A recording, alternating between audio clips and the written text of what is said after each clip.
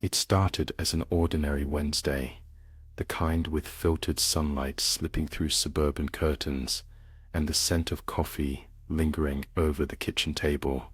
Kelly arranged white carnations on the countertop, just how the otly women liked them, and brewed chamomile tea in the old painted kettle. The book club was her refuge from the dull noise of daily life, just 5 women sharing stories and secrets, their laughter echoing through the perfect, silent neighborhood. But things had changed. Last month, after hosting in her living room, Lauren whispered that someone was watching the house. "A figure in the backyard," she said, eyes like black wet coins glinting in the shrubs.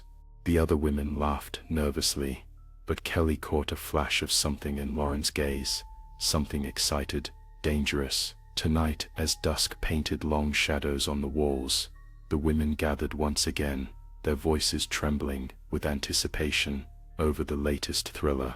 Joyce brought lemon bars, Anna her rolling, sharp laugh, and Diane, the quietest, her wary, scanning eyes.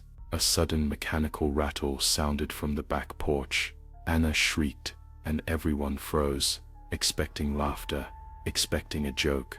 But when the kitchen lights flickered and failed, the air tightened, the sugar and lemon soured on their tongues. Kelly's heart pounded, but she kept her face serene.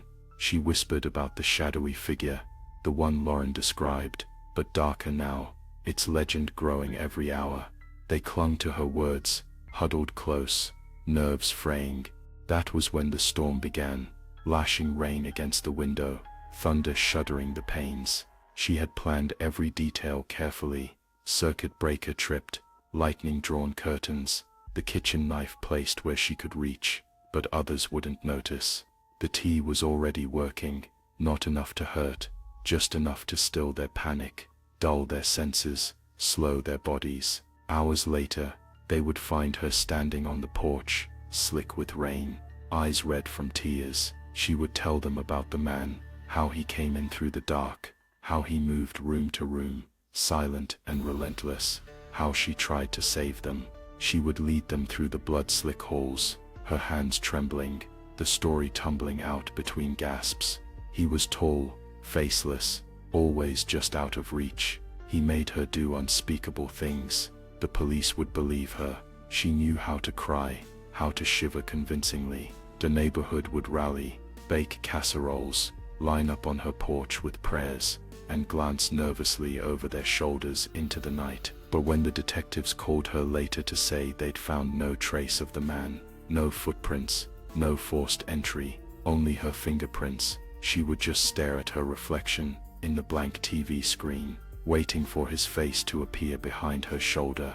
Every time the doorbell rang, she'd flinch, certain he had come for her at last. In the end, she realized the worst part of her story was that, sooner or later, someone might believe it. Or perhaps, worse still, someone already did. Someone who knew exactly what it felt like to be haunted by a creation of their own making, an invisible man, only she could see, lurking always just behind the glass.